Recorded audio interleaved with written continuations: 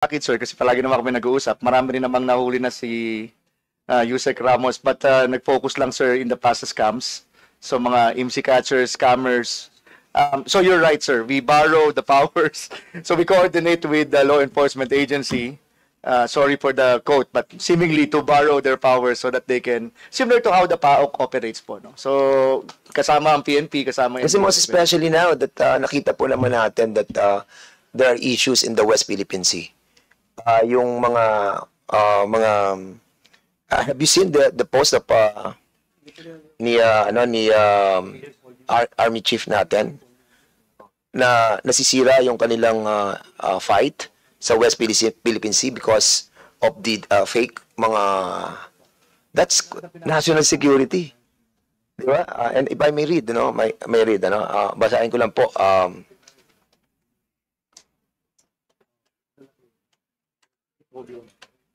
Ito po sinabi ni Commodore J. Tariela, yung Philippine Coast Guard po natin, spokesperson for the West Philippine Sea, on the role of social media influencers in the discourse surrounding the West Philippine Sea. February 3, 2025. Ngayon lang to. Sabi niya, I would like to commend the House of Representatives for leading this initiative by inviting social media personalities who sometimes model the conversation regarding our fight in the West Philippine Sea. At times, some of them even amplify PRC narratives and weaken our own position. It is important that we make these influencers recognize the limitation of their freedom of speech, particularly when it jeopardizes our national interest and undermines our own struggle in the West Philippine Sea. Kasi sila nakakawawa yung ating mga members of the Philippine Coast Guard eh. Diba? Talagang kailangan ng yung exercise of that subpoena power must be enshrined on the CICC.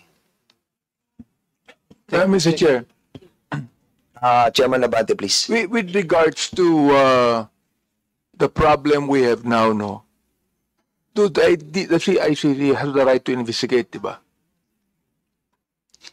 Motu proprio investigation. Pwede ba yun?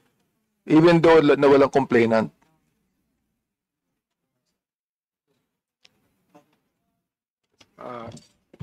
Opo, Mr. Chair. Pero, when it comes to the subpoena powers, binabato nyo sa law enforcement agencies. Sila bahala.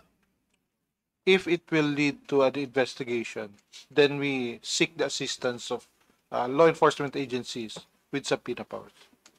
So, what do you suggest that this committee would do, for example, to make it more, tawag doon,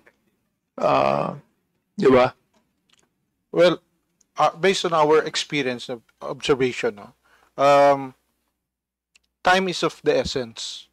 If you go through that bureaucratic process, delayed, and anything on the net, it takes only a matter of seconds mawawala, or it will be covered. So if we have that particular authority, then we can preserve the evidence, pieces of evidence. Mr. Chair, the Singapore has a law on that eh. So, ano pagkakaiba? Yung bang batas natin ngayon does not have any teeth at all. Yes, Mr. Chair, there is the absence in our laws of such authority. Okay, maraming salamat sa interjection, Mr. Congressman Abante, because this is not your time yet. Ako naman, being the chairman, I have this advantage over you. So, pasensya ka na po kung My sincere appreciation. Oo, sinundan mo pa ako. Anyway, sige, you can proceed. Yusek. Thank you, Mr. Chair. Actually, that is the end of the presentation. But just to reiterate, the request is to grant specific powers to issue subpoena. Yes, we will do that on the amendments by making the CICC as an agency. But for now, siguro, having said that you are a coordinating center, the CIDG having the subpoena power and the NBI as an NBI, yan, siguro tanong muna natin NBI. You have also a subpoena power. So, through your coordinating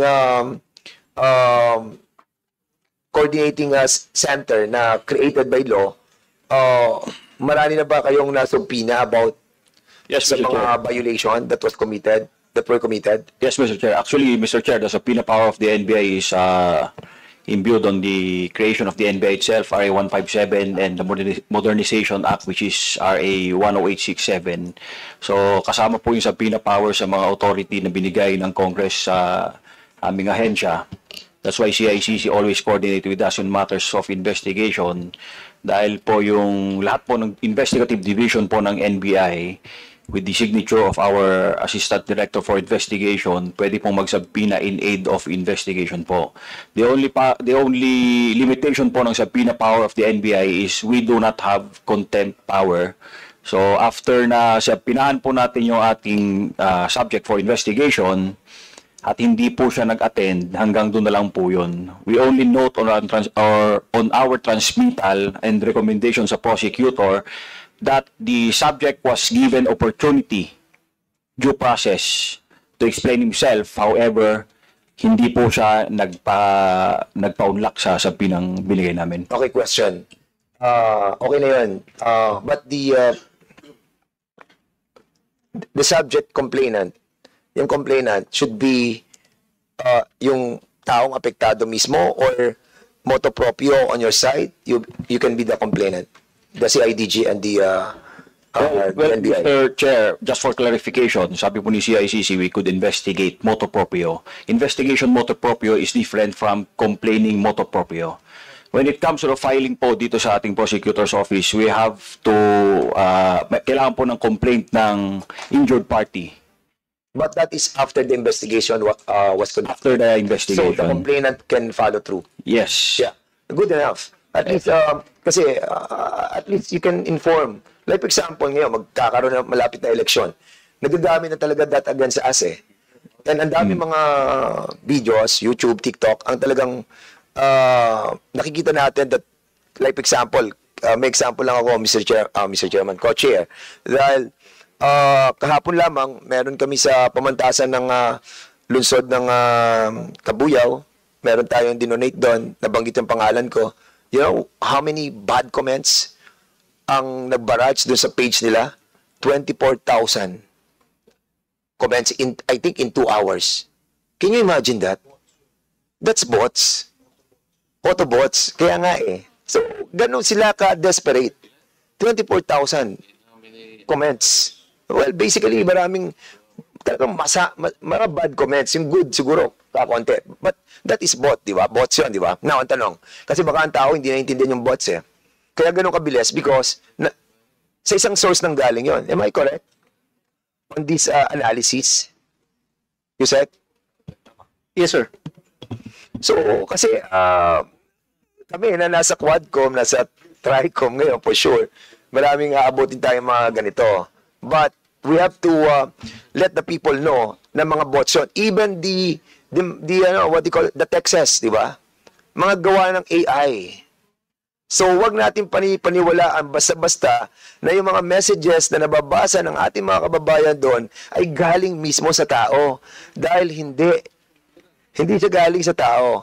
And maybe a little while that can be explained by the CICC because kahapon when this was presented to us, ako mismo noon ko lang naintindihan na yung mga messages doon sa mga maraming barrage of messages, the bots. That is correct, Your Honor. Di ba? Lungkot. Ganito na ka-desperado yung ating mga kababayan dahil malapit ng eleksyon na talagang wawasakin tayo. And even yung mga ating mga members of this Congress, sometimes they feel nararamdaman nila yung depression because makikita mo ang daming views, nag-viral, ang daming comments. Pero makikita nila yung source, it's just one source. That is Yung mga correct. messages. And that's bots. That is correct, Your Honor. That's AI. Kaya we need to have a tool that will help the people to understand what is deep fakes and what is bots. Saan nang galing yung source. And that is your responsibility on our constituent, on our people to give us these tools para ma-appreciate namin ang truthfulness